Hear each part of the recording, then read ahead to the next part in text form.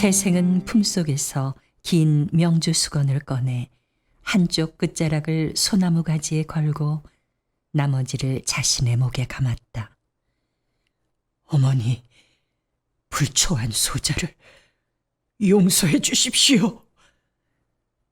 그가 막 자살을 감행하려는 순간 다급하게 외치는 여인의 음성이 들려왔다. 잠깐만 참으세요! 재생은 눈을 들어 목소리 나는 쪽을 바라보았다. 미모의 여인이 다급하게 다가오고 있었다. 그녀는 좋은 말로 재생을 타이른 후 가까운 곳에 자신의 집이 있으니 그곳에 가서 욕이라도 하는 게 어떠냐고 권하며 남산의 송림 속에 있는 규모가 제법 큰 기와집으로 재생을 안내했다.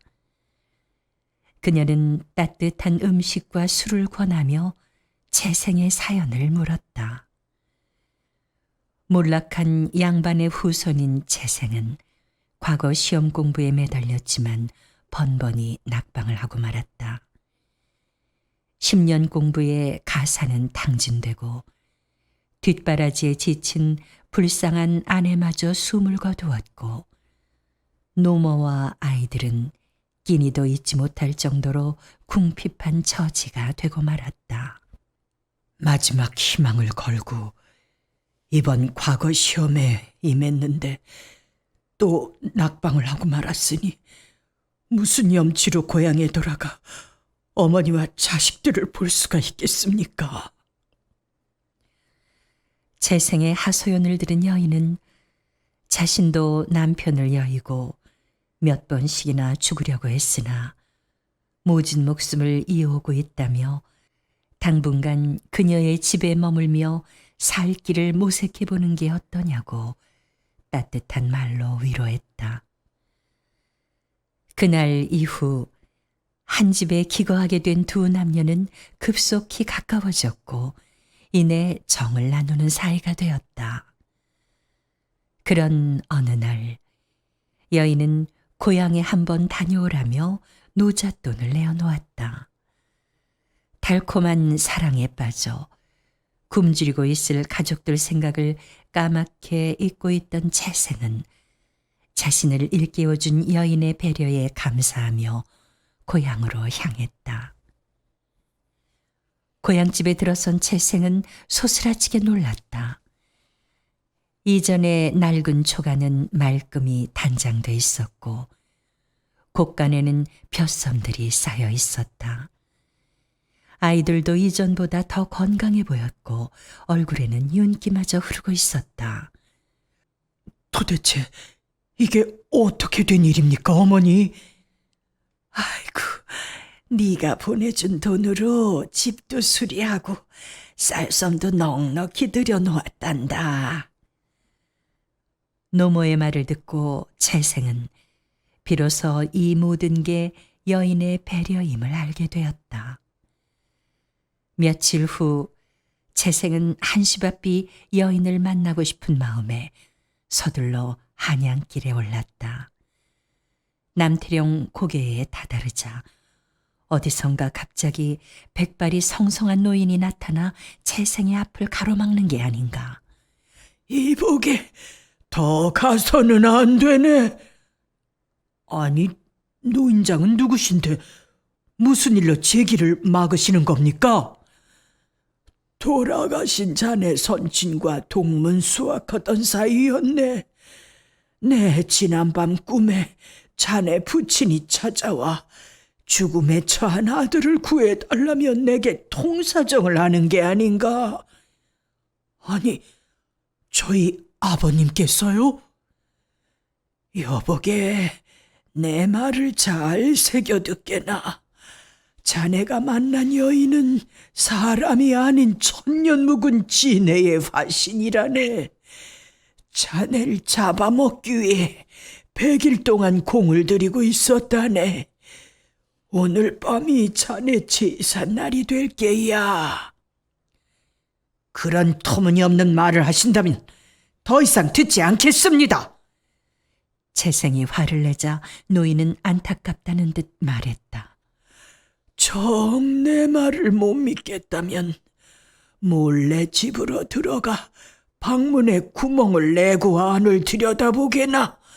그렇다면 내 말이 진시인 것을 알게 될 테니까.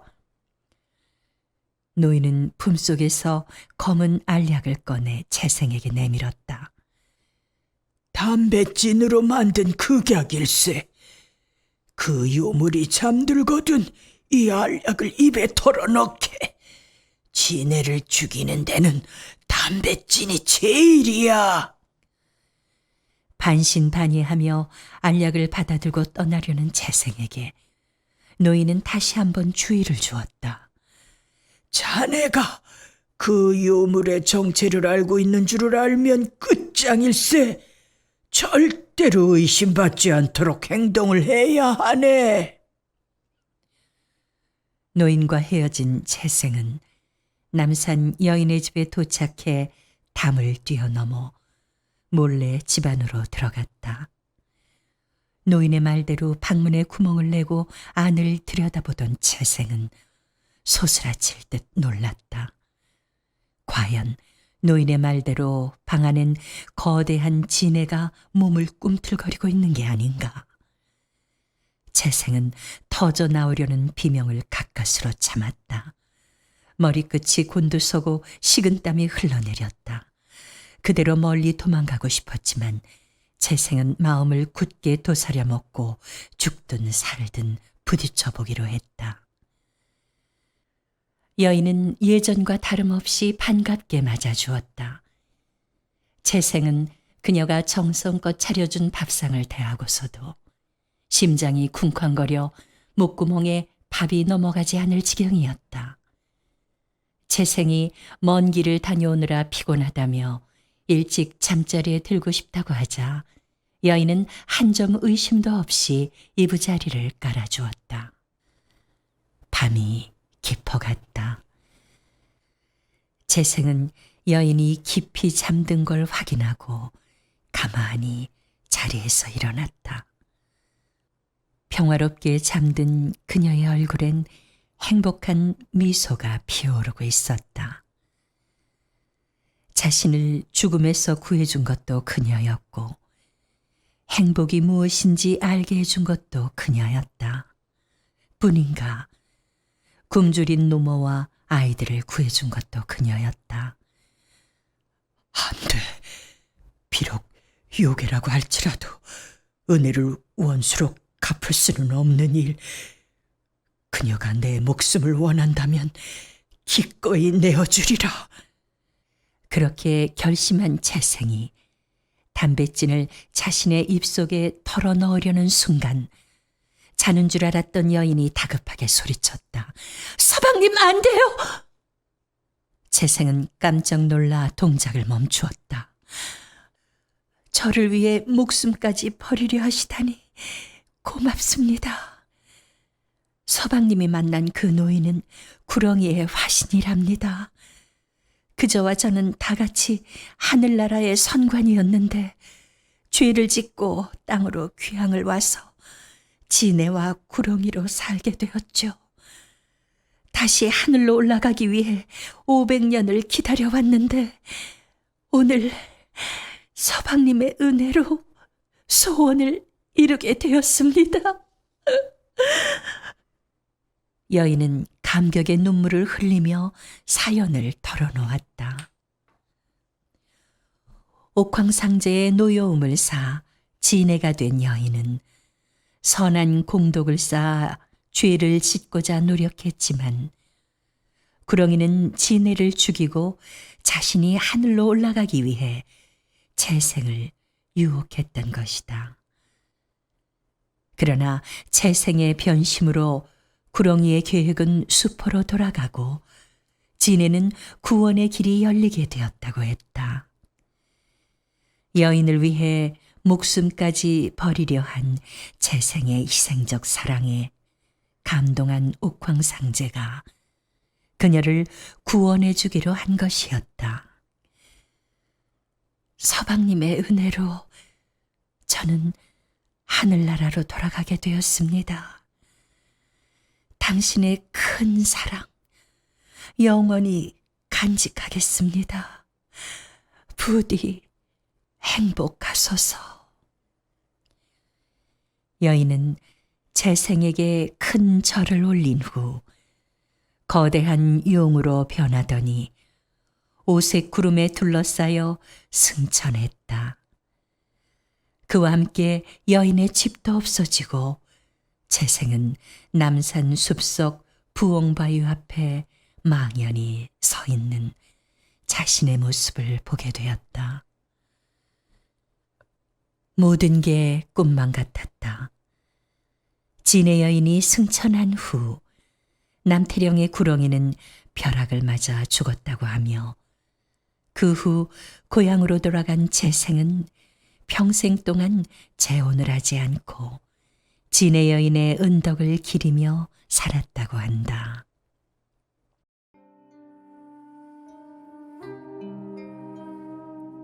진의 여인의 설화가 깃든 남산 부엉바위 약수터는 물이 마르고 폐쇄된 채 지금은 사람들의 기억 속에서 아스라이 사라져가고 있습니다.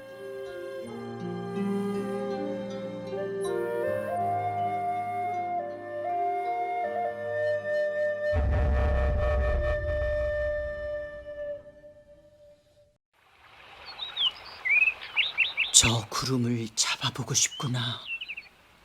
상동은 받쳐놓은 지게에 등을 기대고 누워 푸른 하늘에 떠있는 흰 구름을 하염없이 바라보았다.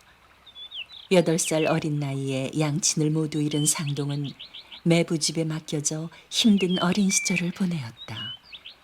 이제 성년이 된 그는 보다 넓은 세상으로 훨훨 날아가고 싶은 충동을 억제할 수 없었다.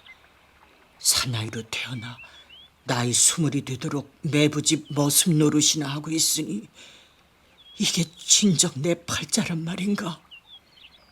상동은 주먹을 불끈 쥐고 일어섰다. 매부, 누나, 노잣돈을 좀 마련해 주세요. 상동의 느닷없는 간청에 매부 성몽정이 의아한 표정으로 물었다. 저놈, 갑자기 어딜 가려고? 한양에요. 아니, 아닌 밤중에 홍두깨도 유분수지. 갑자기 한양엔 왜 간다는 게냐? 누나, 넓은 세상에 나가 내 운을 한번 시험해보고 싶어요. 상동의 말을 듣고 성몽정은 장롱에서 함을 꺼내 상동 앞에 내밀었다. 그 속엔 엽전 꾸러미가 차곡차곡 쌓여 있었다.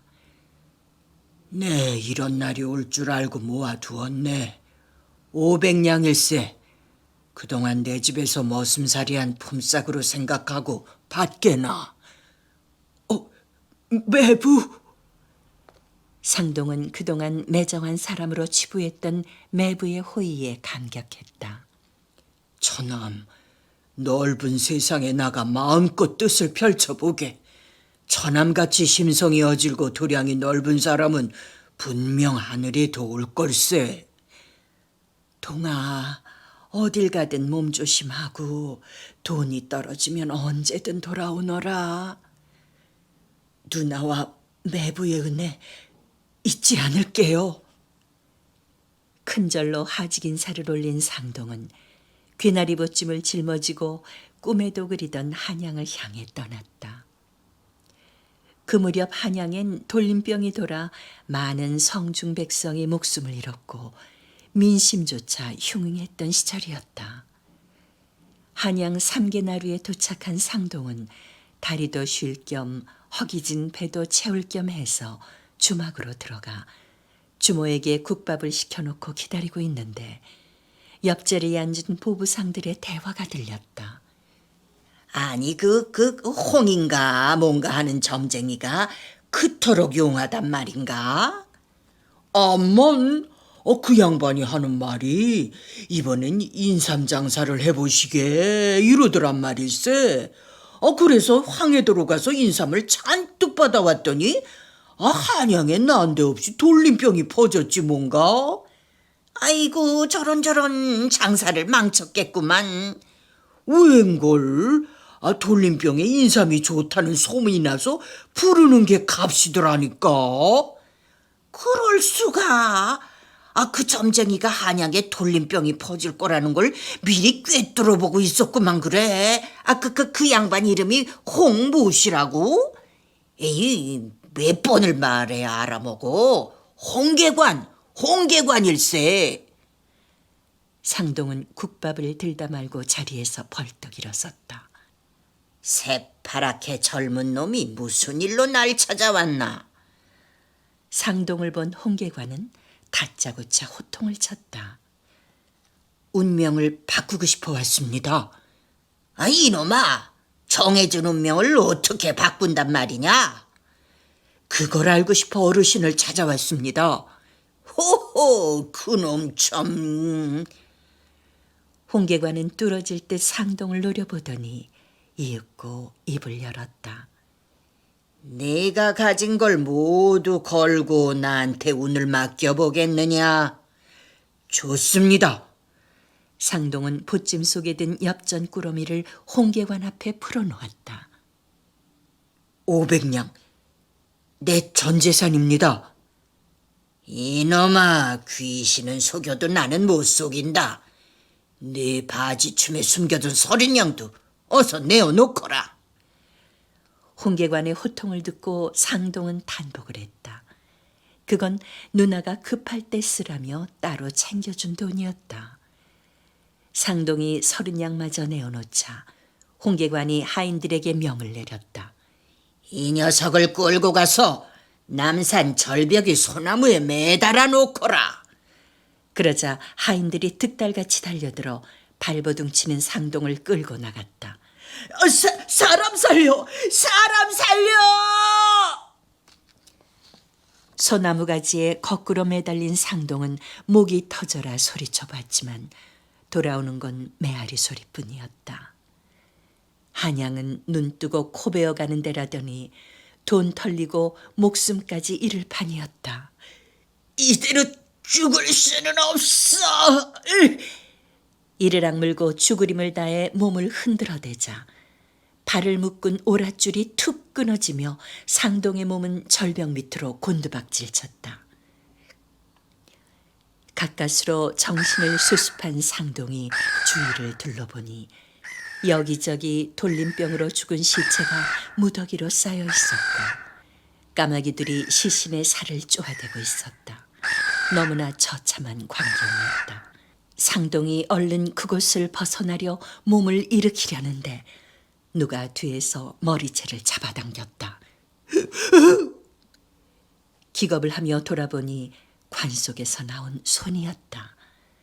상동이 관 뚜껑을 열자 그 안에 처녀가 누워 있었다. 물 좀. 목이 마른 듯 물을 찾는 처녀에게 상동은 떡갈나무 잎에 석간수를 받아 먹여주었다. 물을 달게 마시고 기운을 차린 처녀는 상동에게 자신을 북촌의 이효지 대감댁으로 데려다 달라고 말했다. 상동이 처녀를 업고 이대감집에 들어서자 하인들은 마치 귀신이라도 본 듯 기절초풍을 했고 버선발로 뛰어나온 이대감 내외는 상동의 등에 업힌 딸의 모습을 확인하고는 이게 꿈이냐 생시냐 하며 감격의 눈물을 흘렸다. 전염병이 옮을까봐 장례도 치러주지 못한 채 딸의 시신을 내다버리고 가슴앓이를 하던 이대감 내외는 기적같이 딸이 살아 돌아오자 뛸 듯이 기뻐하며 은인 상동을 극진히 대접했다. 얼마 후 딸 여옥이 기력을 완전히 회복하자 이대감은 딸을 불러놓고 상동에게 무슨 보답을 했으면 좋겠느냐고 물어보았다. 제 목숨을 살려준 은인이니 제가 그분 아내가 돼 평생 은혜를 갚아야죠. 딸의 말을 듣고 이대감은 기절할 듯 놀랐다. 상동의 딱한 처지를 감안해 돈이나 넉넉히 주어 보내려고 생각했는데 혼인이라니 아무리 은인이라 해도 머슴살이하던 사람을 사위로 맞아들일 수는 없었다. 우리 집안이 어떤 집안이더냐? 호령대군이 내 증조부이신 걸 잊었느냐? 가문에 먹칠을 해도 유분수지 불황무식한 머슴꾼을 내 집에 사위를 맞으란 말이냐? 도련님도 목천 상시로서 어엿한 양반 가문 출신입니다. 양반도 양반 나름이지. 아무튼 혼인은 안 되니 그리 알고 물러가 있거라. 아버님, 어머님, 도련님이 저를 살리느라 수적과 사지를 주물렀는데 그런 몸으로 어찌 딴 사람에게 시집을 가겠습니까? 여옥의 말에 이대감 내외는 할 말을 잃었다. 더 이상 반대할 명분을 잃은 이대감은 무겁게 입을 열었다. 네가 정 혼인을 하려 한다면 허락은 하마. 그러나 앞으로 이 애비 볼 생각은 하지도 말거라. 이대감 내외의 외면 속에 상동과 여옥은 정한수 떠놓고 결혼식을 올렸다. 식이 끝나자 여옥은 상동에게 보아둔 집이 있으니 서둘러 이사를 가자고 했다. 상동은 그저 여옥의 말을 따를 수밖에 없었다. 여옥이 지니고 있던 폐물을 팔아 마련한 세간을 짊어지고 두 사람이 도착한 곳은 남산골의 흉가로 귀신이 나온다는 소문이 나서 버려진 폐가였다. 서방님, 살림은 제가 맡을 것이니 서방님은 공부를 하셔야 합니다. 더 이상 불악무식하단 말은 듣지 말고 살아야죠. 부인의 엄한 명에 따라 상동은 그날부터 서동에 나가 천자문부터 배우기 시작했다. 여옥은 자수를 놓아 팔거나 삭바니질을 해 살림을 꾸려갔다.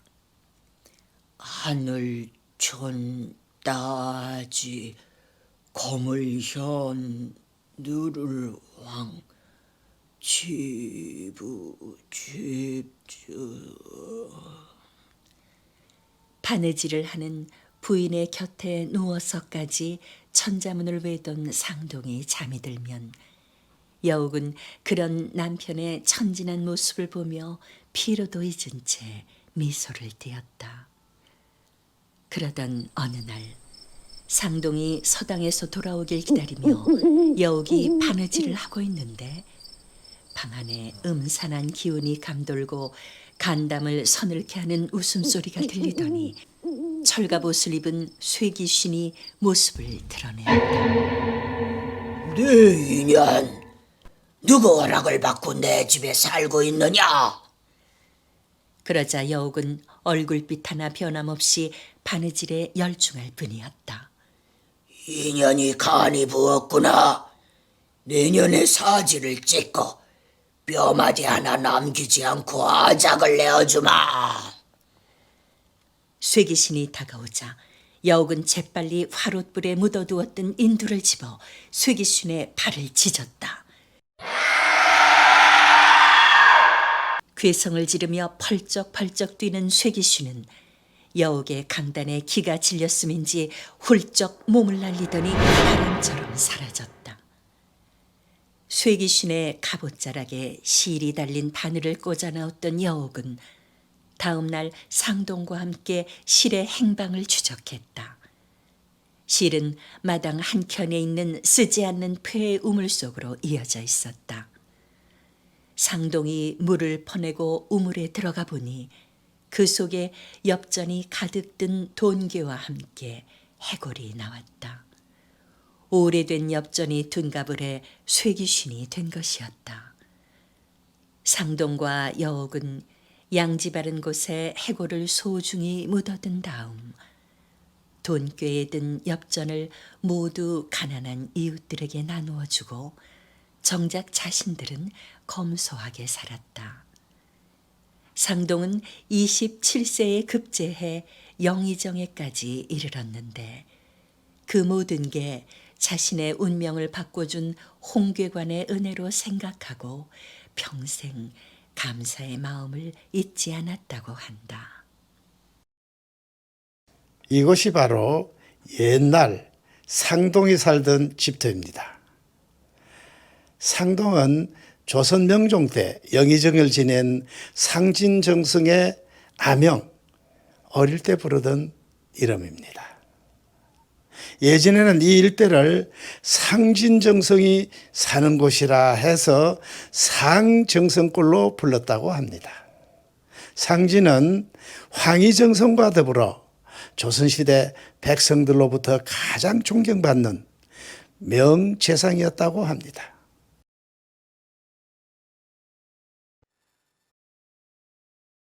누들나루가 건너다 보이는 강변에 앉아 이생은 소리 없이 흘러가는 강물을 바라보고 있었다.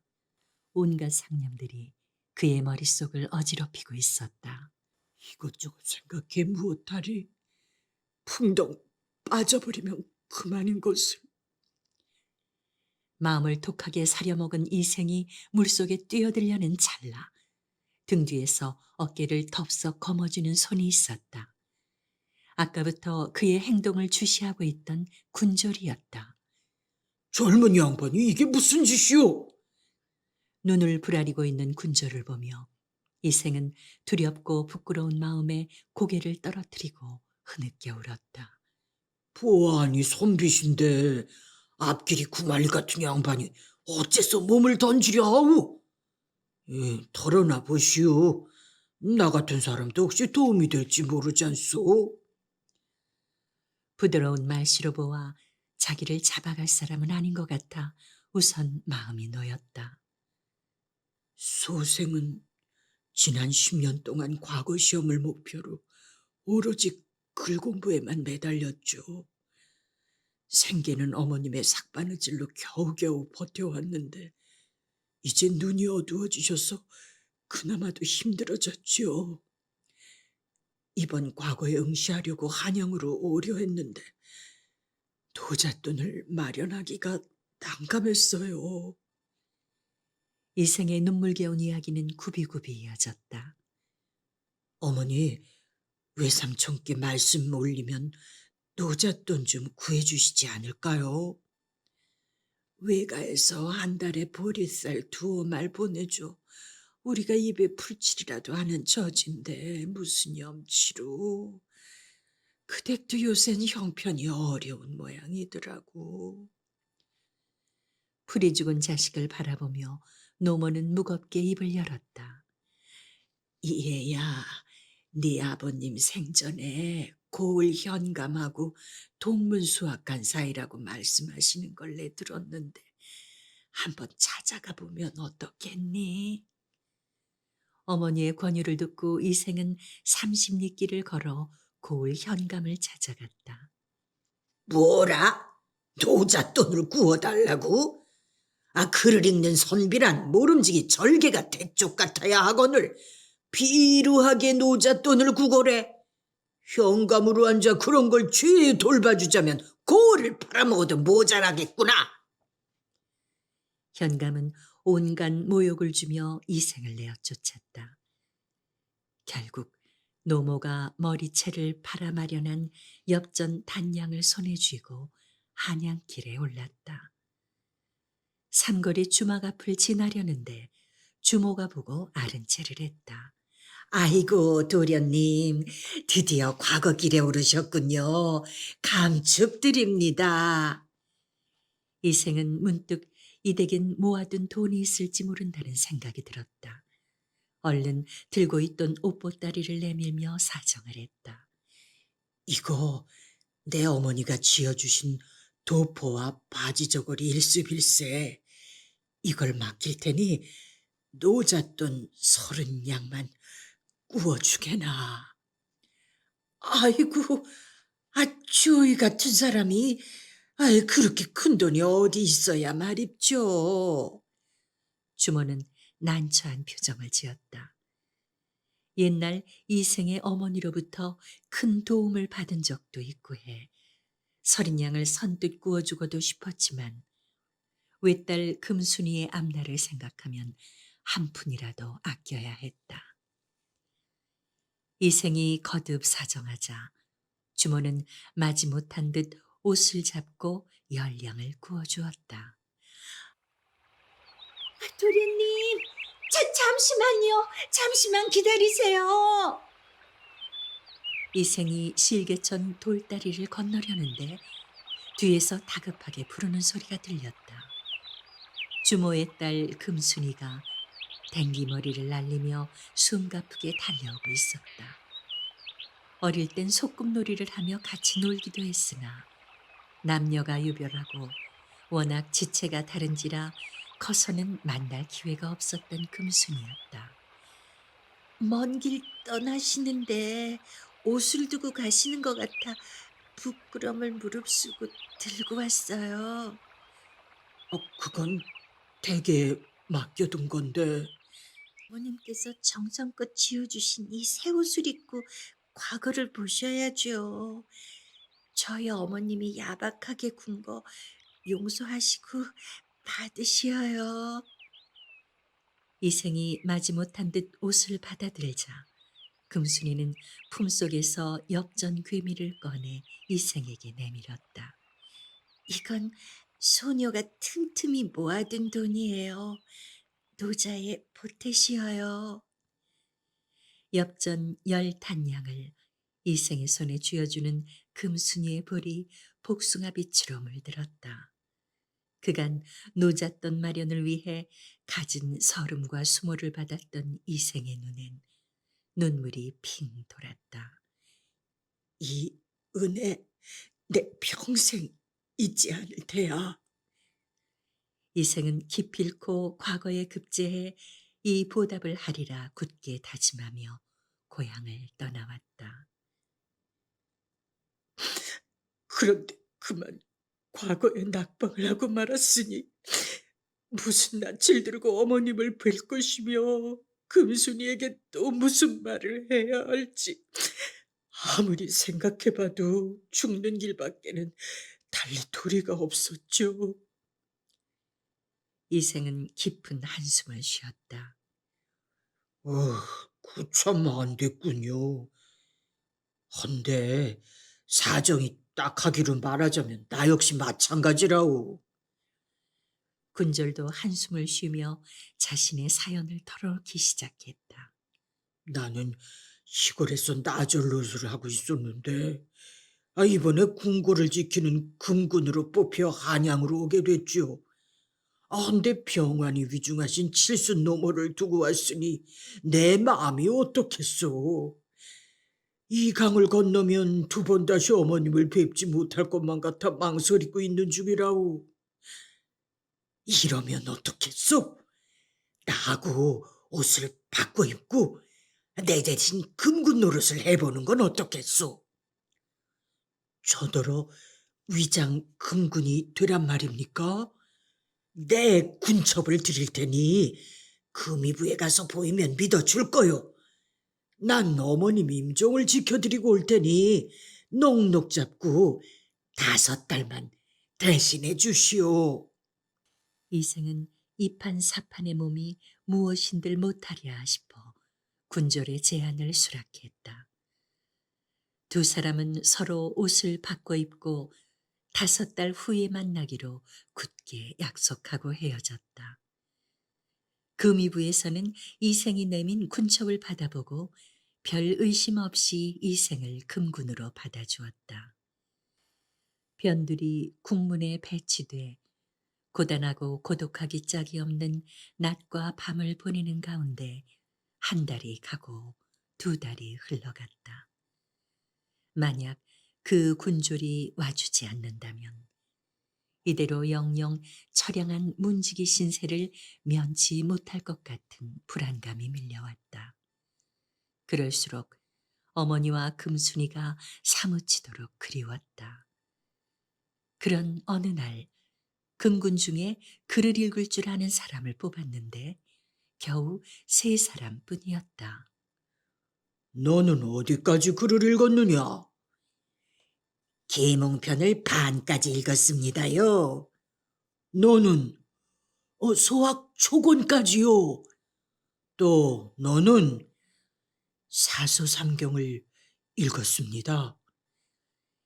이생의 대답에 놀란 군관은 그를 어원지기로 임명했다.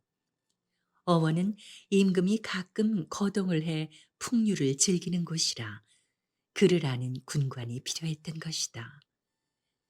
새 임무를 부여받은 이생이 어원의 이곳저곳을 살피는 중에 경치가 아름다운 팔각정이 눈에 띄었다.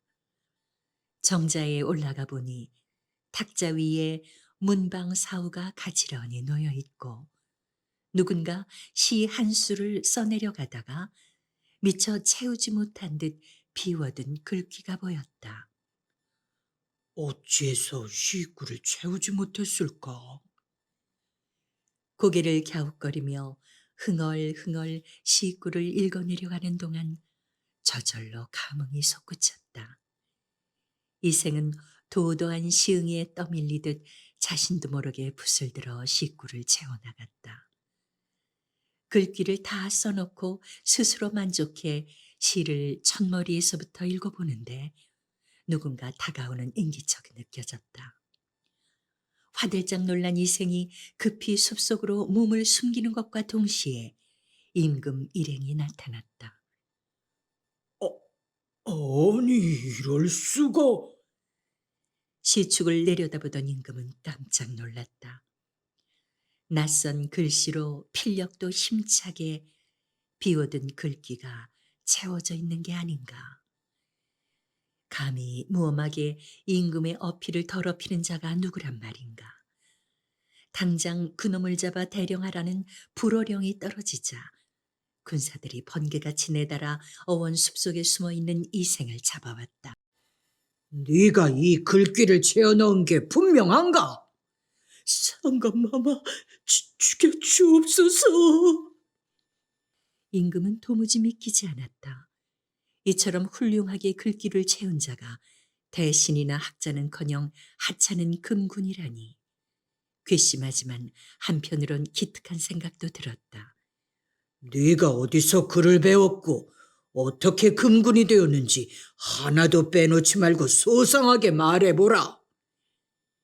이생은 이러나 저러나 죽은 목숨이라 생각하고 노잣돈을 마련하기 위해 현감을 찾아간 것에서부터 군졸의 옷을 바꿔 입고 금군이 되기에 이르기까지 남김없이 하루였다. 이생의 눈물겨운 사연을 듣고 잠시 생각에 잠겼던 임금은 이내 온화한 표정으로 이생을 바라보았다. 닷새 후 별과를 보일 테니 다시 한번 과거를 보도록 하라. 너무나 뜻밖의 어명에 대신들은 놀라움을 금치 못했고 이생은 감격의 눈물을 흘렸다. 닷새 후 과거장에 들어가 시제를 보니 어원의 가을 풍경을 읊어보라는 것이었다. 평생 어원에 들어가 본 적조차 없는 선비들은 붓을 들 엄두를 내지 못하고 있는 가운데 이생은 시상을 가다듬고 자신이 본 대로 느낀 대로 거침없이 써내려갔다. 장원급제는 떼어놓은 당상이었다. 관리에 따라 이생은 관모에 어사화를 꽂고 임금님을 아련했다. 상감은 만면에 웃음을 띠고 이생의 장원급제를 치하한 다음 만조백관을 둘러보았다. 가난한 선비를 박대한 현감은 한 고을을 다스릴 만한 제목이 되지 못하니 즉시 내어 쫓고 군절은 효성이 지극하니 군령을 어긴 죄를 묻지 말고 더 좋은 벼슬을 주도록 하라. 추상같이 어명을 내린 임금은 그윽한 시선으로 이생을 바라보았다. 주막집 주인의 딸 금선은 그 마음이 비단결같이 고우니 신분을 올려 그대와 혼인하도록 명하노라. 어명을 받은 이생은 상감의 은혜에 오직 감흡할 따름이었다. 보름 후 이생은 노들나루에 나가 귀인을 맞이하라는 임금의 분부를 받았다. 대체 누가 오기에 임금님이 어명을 내린 걸까 궁금증을 느끼며 나루로 나간 이생은 가마에서 내리는 노모와 금순을 보고 놀라움을 금치 못했다. 모든 게 임금님의 배려였다. 노모와 금순을 실은 나룻배를 타고 한양 성중으로 향하는 이생의 마음은 행복으로 넘쳐나고 있었다. 강현 백사장 모래마당 밟은 자국 한국 풍상 비바람에 몇 번이나 지나갔나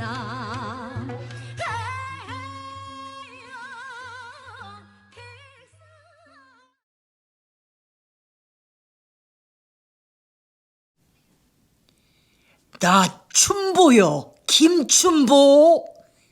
이거 뭐니? 토끼같이 놀란 눈을 짓뜨고 노려보는 옥성을 보고 싱글벙글 웃으며 달아나는 사내는 새우젓 장수 춘보였다. 북촌 양반가의 골목을 돌며 새우젓을 팔던 노총각 춘보가 김대감댁 여종 옥성을 처음 본 것은 지난해 봄이었다. 그날 이후 춘보는 비가 오나 눈이 오나 하루도 빠짐없이 골목에 숨어서 기다리다가 옥섬이 나타나면 불이 나게 달려가 나 춘보요라고 외치고는 주랭랑을 치는 것이었다. 못난이가 별꼴이야 하면서도 옥섬은 그게 그렇게 싫지는 않았다. 아저씨, 옥섬이한테 장가들려면 어떻게 해야 된대요? 옥섬을 짝사랑하며 혼자 속을 끓이던 춘보는 평소 자신을 아껴주던 박대목을 찾아가 통사정을 했다. 그는 아는 것도 많고 세상 물정에도 밝아 동패들의 존경을 받는 사람이었다. 이 사람아, 김대감은 나는 새도 떨어뜨릴 안동 김씨 가문의 실세야. 그대 여종에게 장가를 들겠다니, 자네 제정신인가? 옥섬이하고 함께 살 수만 있다면 그댁 종살이를 해도 상관없구만요. 에이끼 이 사람아, 자네만 종살이하는 것은 끝나는 줄 알아? 아들 손자에 이르기까지 대대로 종로릇을 면치 못한다고. 무슨 수가 없을까요? 대갓집 여종을 면천시키려면 수천냥은 좋게 들어갈 텐데 자네가 무슨 수로 그런 거금을 마련할 거야? 벌어야지요. 뼈골이 빠지더라도 벌어야지요. 춘보는 두 주먹을 불끈 쥐었다. 그런 어느 날 옥섬은 안방 마님의 부름을 받았다. 옥섬은 김대감의 부인이 시집올 때 데리고 온 교전비로서 특별히 아끼는 하녀였다. 옥섬아, 유모가 친정 나들이를 갔으니 오늘부터 당분간 네가 도련님을 보거라. 예, 아시마님. 혹시 울거나 보채거든 이걸 주면 잘 가지고 노느니라. 부인은 장에서 금두꺼비를 꺼내 탁자 위에 올려놓았다. 마치 살아있기라도 한 듯 눈을 부라리고 있는 두꺼비의 형상을 보며 옥심은 왠지 불길한 생각이 들었다. 그 예감은 며칠 후 현실로 나타났다. 김대감의 어린 아들이 장난감처럼 가지고 놀던 금두꺼비가 감쪽같이 사라지고 만 것이었다. 그 물건을 마지막으로 본 것이 옥섬이었고 무시로 안방 출입을 한 하녀도 옥섬이었기에 꼼짝없이 범인으로 지목되고 말았다.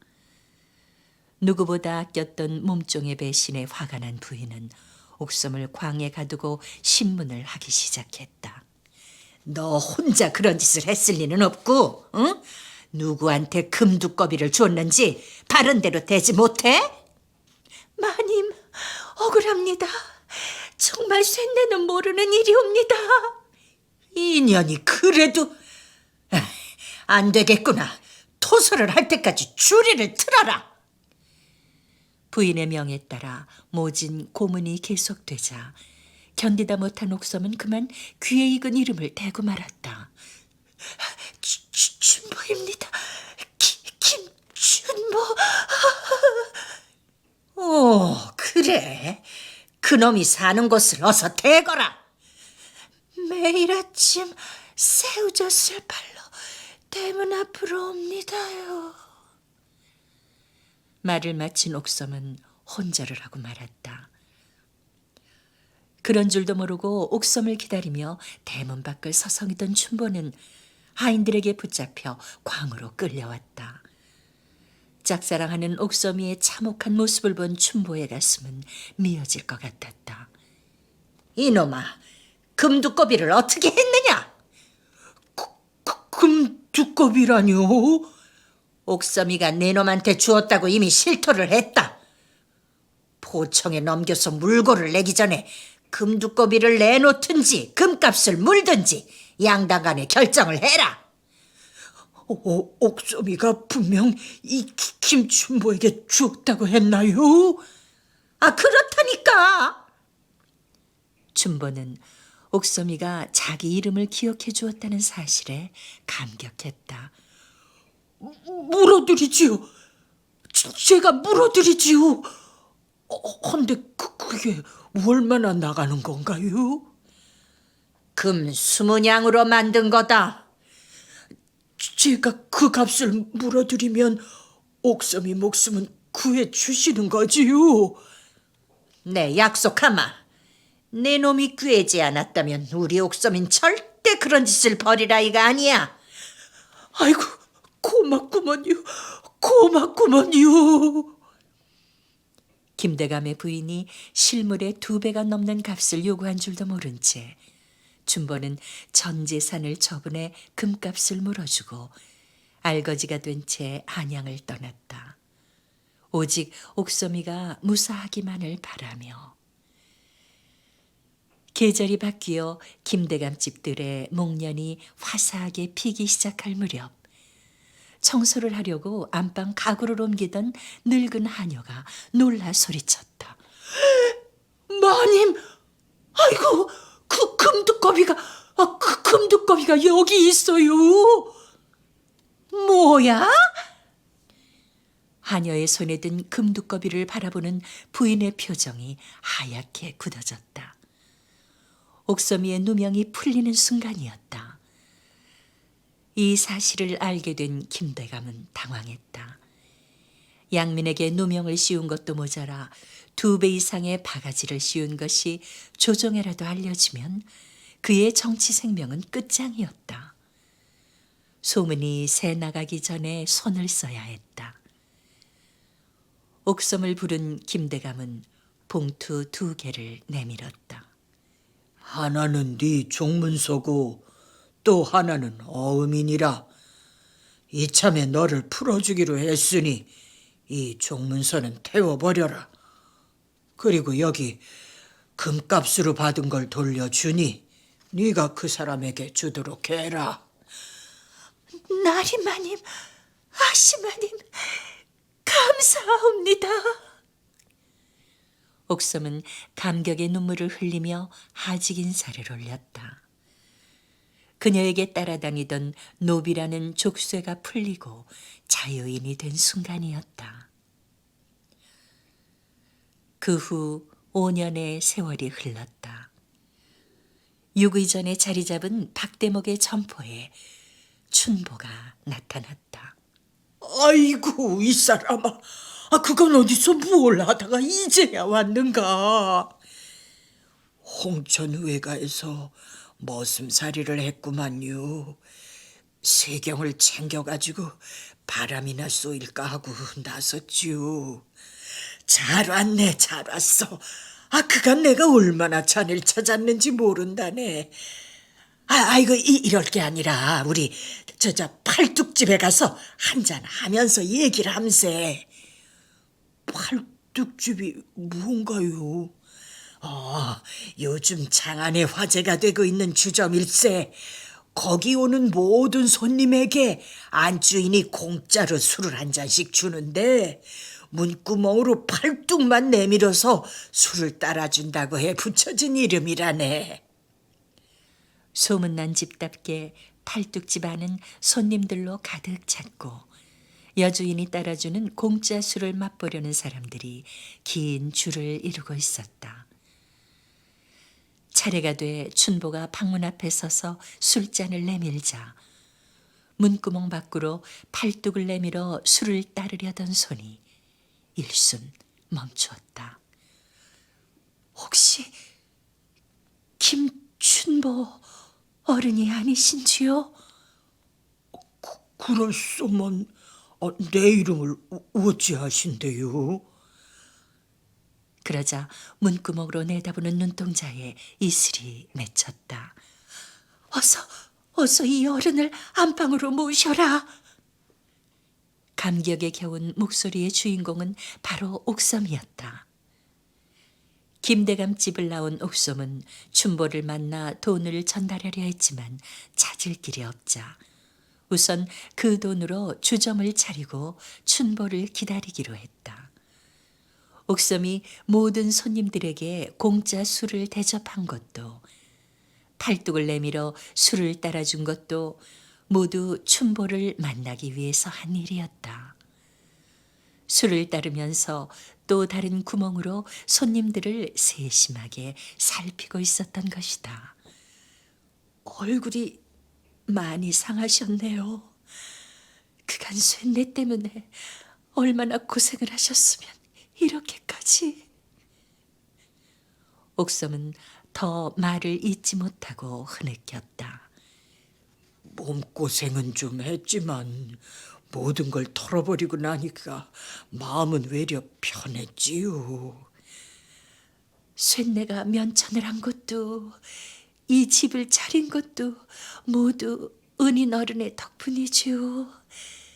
이제 쇳내가 모실 테니 아무 데도 가지 마셔요. 옥섬은 정이 가득 담긴 눈으로 춘보를 바라보았다. 새우젓 장수 김춘보의 오랜 소망이 드디어 이루어진 것이었다. 나 춘보요, 김춘보. 전설 속에 나오는 팔뚝집은 여기 총각 뒤편 골목에 자리 잡고 있었다고 전합니다. 조선시대엔 이 강화문 통과 종로 일대를 사람들이 구름처럼 모여드는 곳이라 해서 운종가라고 불렀는데요. 이 운종가 중심에는 유기전이라는 큰 시장이 자리 잡고 있었습니다. 그리고 그 시장 주변으로 많은 객점과 주점 그리고 식당들이 늘어서서 지나가는 길손들의 발길을 붙잡았습니다. 인정이 메말라가고 점점 각박해져가는 요즘 이 거리에 전설 속의 팔뚝집처럼 지나가는 길손들에게 팔뚝을 쑥 내밀어서 술 한잔, 공짜 술 한잔 대접하는 그런 따뜻한 인정과 낭만이 곁들인다면 얼마나 좋을까 하는 생각을 해봅니다.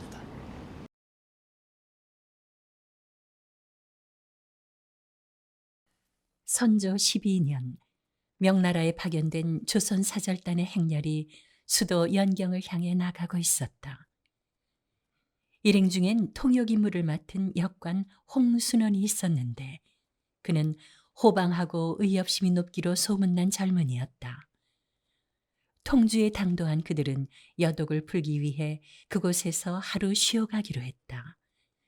긴 여행길에 지친 사신들은 대부분 숙소에서 잠을 자기 바빴지만 혈기왕성한 청년 홍순호는 통주의 밤거리로 요람을 나갔다.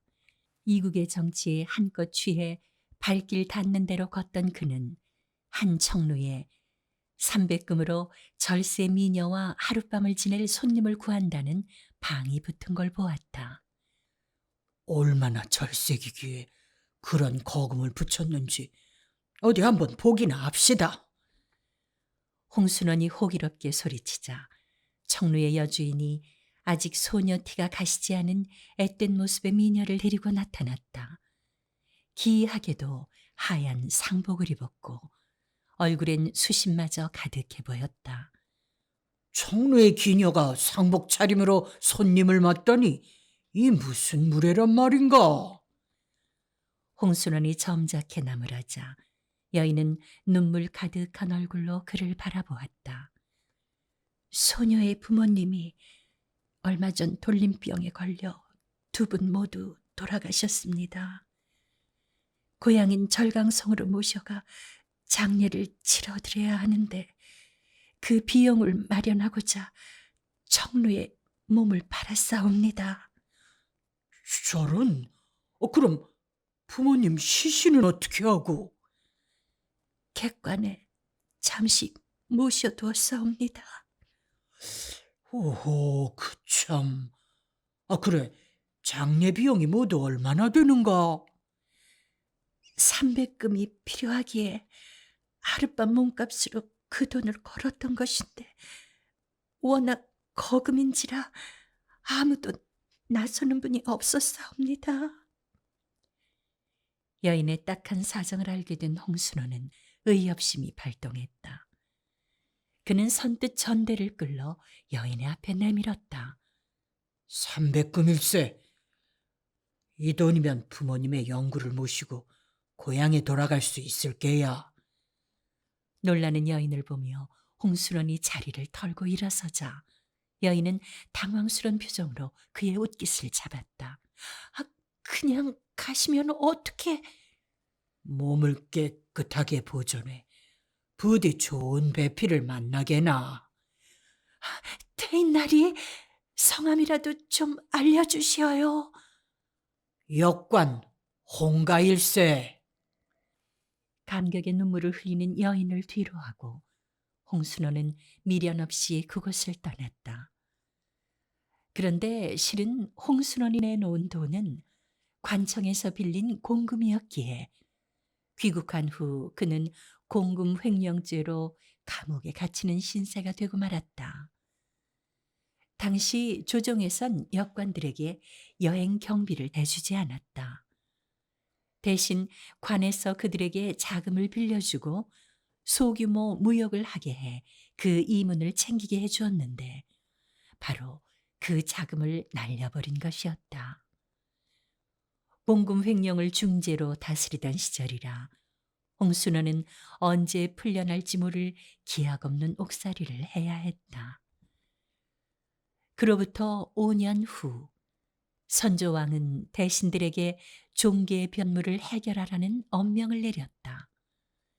종계의 변무란 명나라의 법전인 대명회전에 태조 이성계의 아버지가 이자춘이 아닌 이인임으로 잘못 기재돼 있어 명나라의 주청에 이것을 바로잡으려는 것으로 200년 동안이나 해결하지 못한 조정의 최대 골칫거리였다.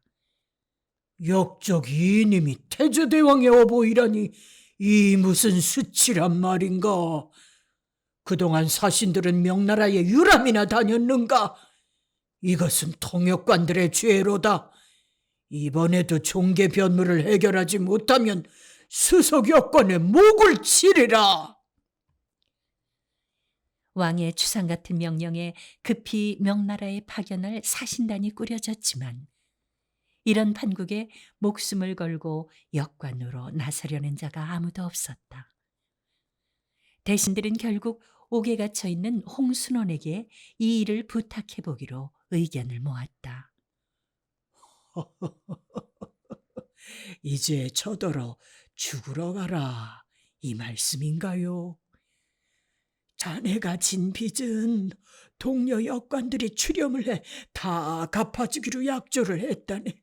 그러니 좋소이다. 이래 주거나 저래 주거나 마찬가지인 목숨. 차라리 바람이나 쏘이고 죽겠습니다.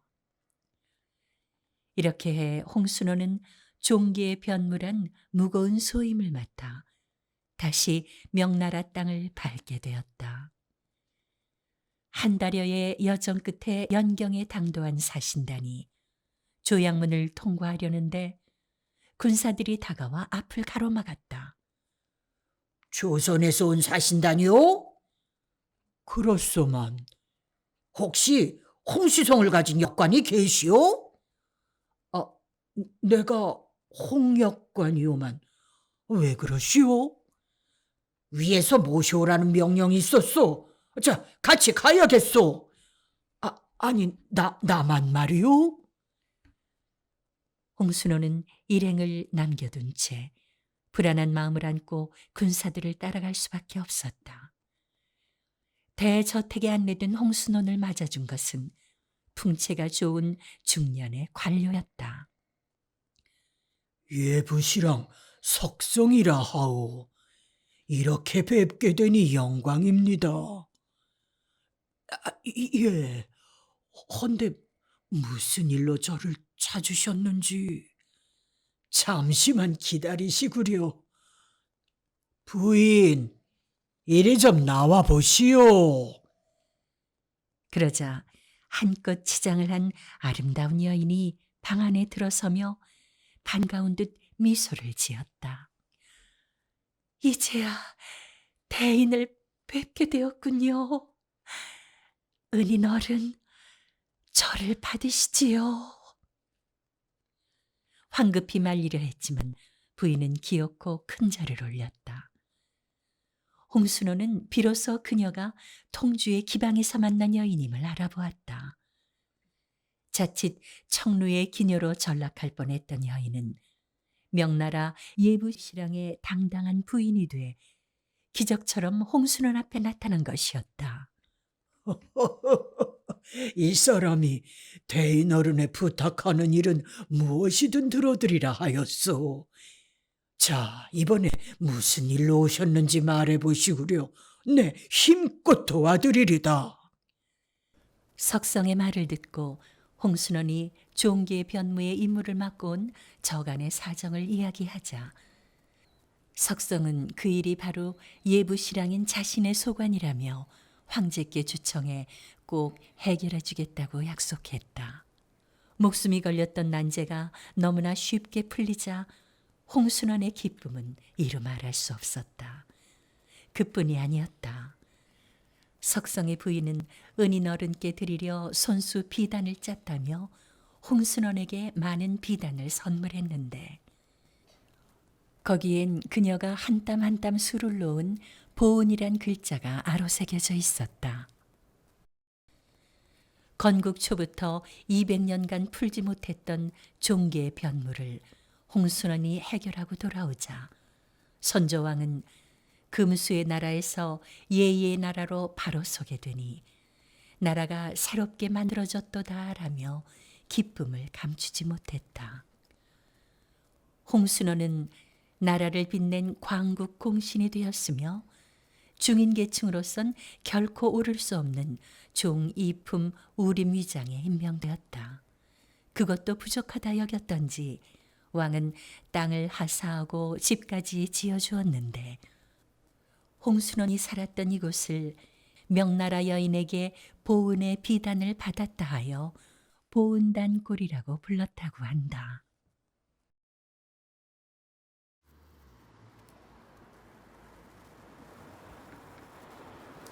중구 을지로 일가 180번지 이 표시석 있는 곳이 바로 역관 홍순원이 살았던 집터였다고 합니다.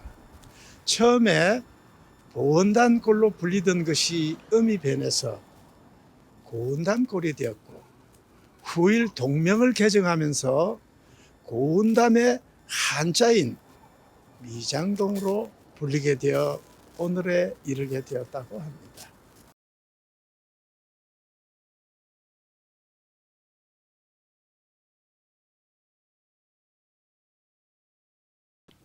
낮에도 호랑이가 어슬렁거리고 산적들의 출몰마저 잦아 행인들이 접근을 꺼려하는 살피지의 고개를 겁도 없이 넘어가고 있는 사나이가 있었다. 서산에 뉘엿뉘엿 기우는 해를 바라보며 발길을 재촉하던 사나이는 웬 여인이 길섭에 앉아 있는 것을 보고 발길을 멈추었다.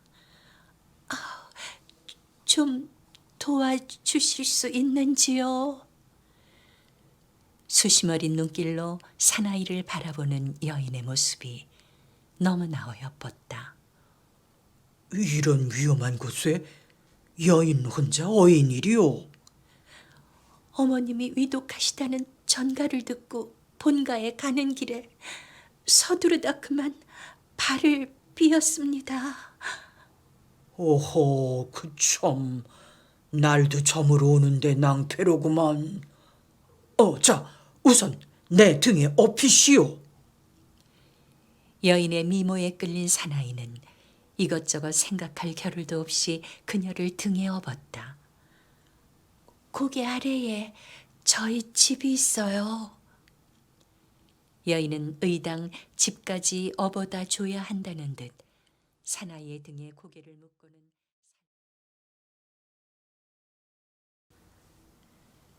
등을 통해 전해오는 따사로운 온기와 감미로운 분향에 취한 채 사나이는 성큼성큼 숲을 헤치고 나아갔다. 그러나 한마장도 채 가기 전에 날이 완전히 저물고 말았다. 두 사람은 숲속의 빈 산막에서 하룻밤을 묵어 갈 수밖에 없었다. 그날 밤 사나이와 여인은 세상과 격리된 공간 속에서 뜨거운 사랑을 나누었다. 품속에 감겨드는 농염한 여인의 애무에 사나이는 난생 처음 겪는 황홀경에 빠져들었다. 다음 날 아침 달콤한 잠에서 깨어난 사나이는 소스라치게 놀랐다. 여인도 산막도 간 곳이 없고 자신이 잠을 잔 곳은 황량한 숲속이었다. 간밤에 내가 헛개비와 사랑을 나누었단 말인가? 사나이는 귀신에 홀린 듯 망연자실했다. 귀한 대몽을 꾸었는데 헛개비라니. 사나이는 쓴 웃음을 지으며 괴나리 보찜을 메고 일어섰다. 그는 고려 호족 출신 강궁진이었다. 그로부터 10달 후 밖에 손님이 찾아왔다는 하인의 말을 듣고 강궁진이 사랑방 문을 열고 내다보니 뜻밖에도 살피지에서 인연을 맺은 여인이 서 있었다. 아니, 그대는... 놀란 입을 다물지 못하는 강궁진을 보며 여인은 살포시 고개를 숙였다.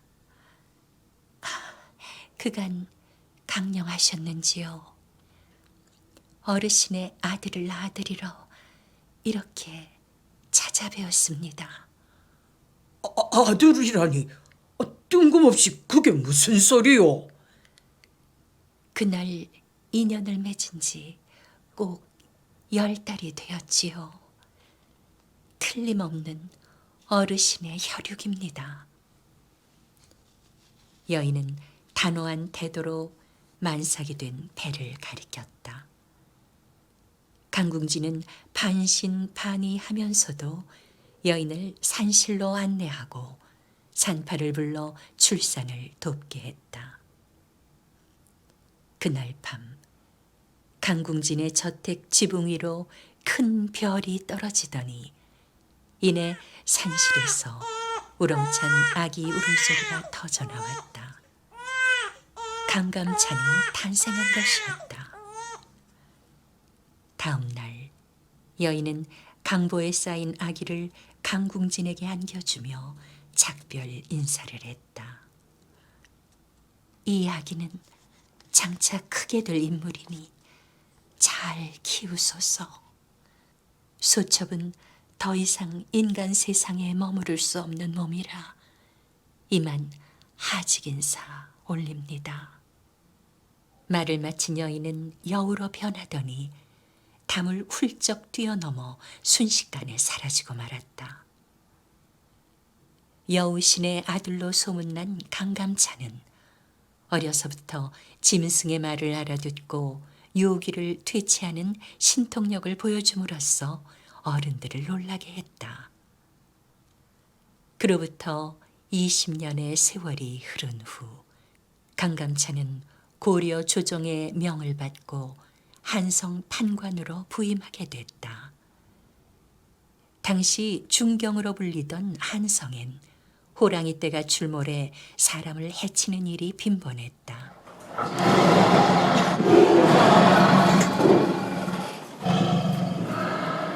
호랑이 퇴치를 위한 군대를 파견해달라는 청을 조정에 수차례 올린 끝에 판관을 해결사로 파견해주겠다는 답을 듣고 기대에 부풀어 있던 한성의 관리들은 새파랗게 젊은 강감찬이 혈혈단신으로 나타나자 놀라움을 금할 수 없었다.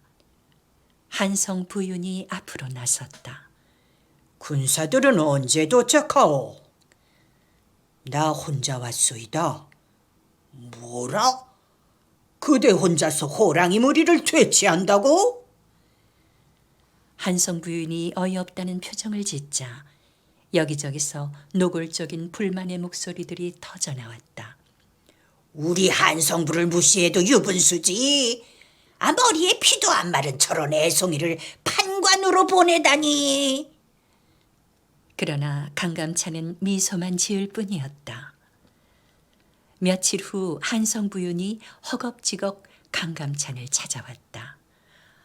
판관 큰일 났어. 간밤에 인왕산의 호랑이들이 민가에 내려와 닥치는 대로 양민을 살상하고 가축들을 물어갔다고 하오. 어디 네가 이 일을 어떻게 처리하는지 한번 보자는 듯 강감찬을 내려다보는 한성 부윤을 보며 강감찬은 붓을 들고 무언가를 쓰더니 부관을 불렀다. 내일 이른 새벽 인왕산에 올라가면 너럭바위 위에 한 노승이 앉아있을 터이니 이 서찰을 전해주게.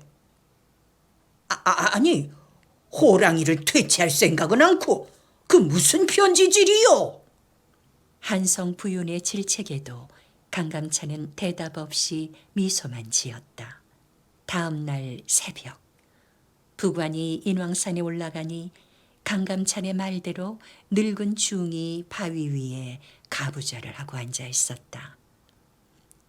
중의 머리에 하얗게 서리가 내려 있는 것으로 보아 바위에 앉아 밤을 새운 것 같았다. 웬 놈이 수도를 방해하느냐? 늙은 중이 눈을 부릅뜨고 노려보자 부관은 얼른 서찰을 내밀었다. 서찰을 읽어본 늙은 중의 얼굴이 무섭게 일그러졌다. 오늘 인시에 들린다고 여쭈시게. 부관은 으스스 한기를 느끼며 인사도 한운둥 만운둥 불이 나게 산을 내려왔다. 과연 약속한 시각에 늙은 중은 한성부에 찾아와 동원대청에 좌종하고 있는 강감찬 앞에 머리를 조아렸다. 네가 금수 중에 가장 영물로서 어찌 사람을 그렇게 함부로 해칠 수가 있단 말이냐? 네게 닷새 말미를 줄 터이니 무리를 모두 거느리고 앞서 이북으로 가거라. 만일 이를 어길 시엔 내 너희들의 껍질을 모조리 벗겨 방속으로 삼으리라. 강감찬의 호령을 듣고 늙은 중은 얼굴이 하얗게 변했다. 판관, 돌았는가? 중을 보고 마치 호랑이라도 뜨는 양 꾸짖다니. 한성 부윤이 어이가 없다는 듯 실소를 하자 강감찬은 늙은 중을 향해 말했다. 네 본 모습을 보여라. 말이 끝나기 무섭게 늙은 중은 공중에 펄떡 뛰어오르더니 순식간에 거대한 호랑이로 변해 사납게 울부짖으며 한성 부윤에게 달려들었다. 혼비백산한 부유는 새파랗게 질린 채 소리쳤다. 방금 살려주시오. 그만 그쳐라. 강감찬의 말이 떨어지자 호랑이는 다시 늙은 중의 모습으로 돌아와 판관의 명예에 따르겠다고 공손히 절을 하고 물러갔다. 수일 후 강감찬은 수아들로부터 늙은 호랑이 한 마리가 수십 마리의 무리들을 이끌고 강을 건너 북쪽으로 갔다는 보고를 받았으며 그로부터 인왕산 호랑이로 인한 한성 백성들의 피해가 없어졌다고 한다. 1018년 거란의 소배압이 고려를 침략하자 71세의 노구를 이끌고 전쟁에 나선 강감찬은 거란의 10만 대군을 귀주에서 격파하고 대승을 거둠으로써 오늘에 이르기까지 구국의 영웅으로 추앙받고 있다. 서울 봉천동에 위치한 낙성대는 강감찬의 탄생지로서 그가 태어날 때 하늘에서 큰 별이 떨어졌다고 해 붙여진 이름이다.